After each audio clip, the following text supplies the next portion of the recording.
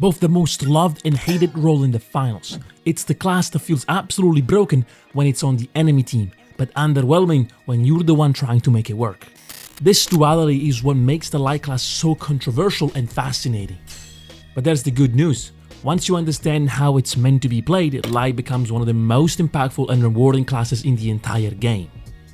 Today, I'll break it all down. What the light's task really is, how to play it effectively, and which gadgets and weapons help you shine. At its core, the light class isn't about brute force or trading shots. That's what the heavy and the medium do. Instead, the light's primary identity is disruption. Your job is to flank, scout, apply pressure, and create opportunities for your team by hitting the enemy where they least expect it. Think of yourself as the rogue in an RPG. You're there to be unpredictable, slippery, and impossible to pin down. If your team needs someone to break into a fortified cash-out, that's you. If they need a sneaky steal or a fast rotation to shift momentum, that's also you. Lights thrive on unpredictability, making enemies panic and forcing them to constantly turn their heads. So how do you actually play it? Speed and chaos are your best friends. You should always be on the move, abusing the light's unmatched mobility. Use verticality, flank wide, and strike from behind whenever possible. Don't waste time taking straight up duels with heavies unless you've already set the advantage. A good heavy will outgun you 9 times out of 10.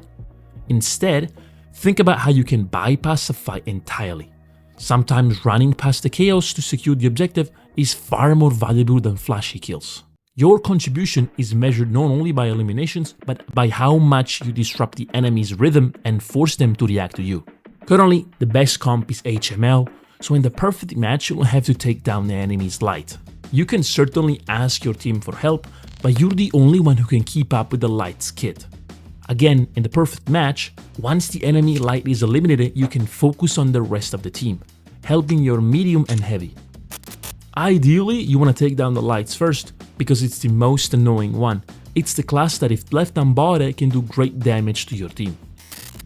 Imagine HML versus HML. You try to eliminate the enemy light, but he manages to run away. Justifiably and rightly so, you move to the next target and manage to take down the medium. A couple of seconds have passed, you and your team are caught in the moment, and you forget about that light that escaped. But while you're fighting the heavy, it comes back and deals massive damage to your team, tilting the situation where the conflict potentially results in their victory. Sounds familiar? This is the strength of the light class, and if they can do it, why couldn't you? As a light, you have to be particularly careful about your health. Swallow your pride and retreat if you're too low.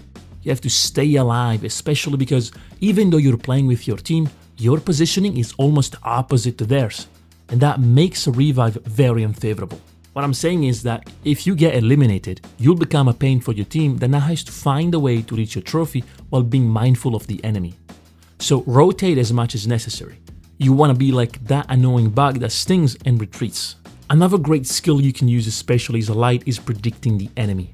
There are so many plays you can do if you manage to get inside your opponent's head. Successfully reading the next move of an enemy will make you an overall better player.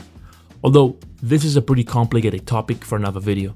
Let me know if you might be interested. Now, let's dive into gadgets, because this is where the light's creativity really shines. Some gadgets are better than others, and you can also craft different loadouts for different purposes.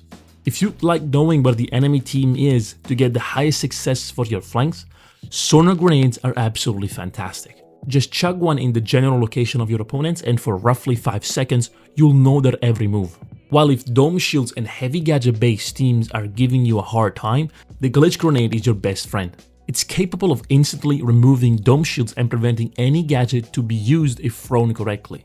The gateway is another great gadget with many uses, the simplest being deploying a TP for you and your team. But it's also great to create distractions with the bait and switch technique. Throw the gateway when you know the enemy can see it and then attack from a different angle. Anyway, I could go on for many more gadgets. But the important thing is that you have a well-rounded loadout to be ready for all situations. For example, I like rocking the H+ infuser, the gateway, and the glitch grenades.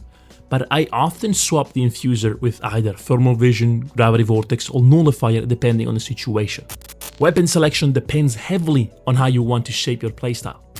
If you're looking for pure close-range dominance, the M11 and M26 Matter are perfect. They shred enemies when you catch them off guard.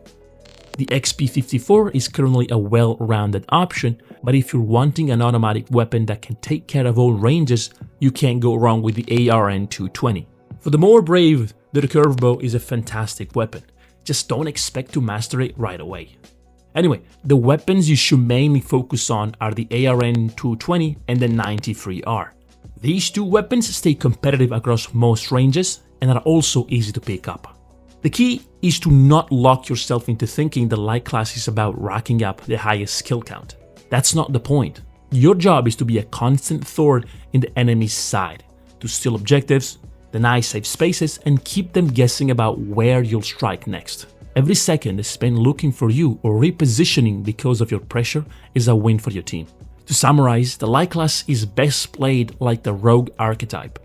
Fast, unpredictable, and always 2 steps ahead. Master its gadgets, choose weapons that complement your style, and lean into disruption over brute force.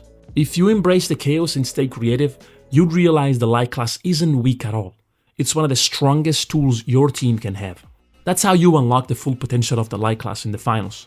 It may feel fragile at first, but once you master its flow, you'll see why it's secretly the most dangerous role in the arena. That's about all. If you have any questions, leave them in the comments and I'll make sure to reply the best way I can. That being said, see you next time.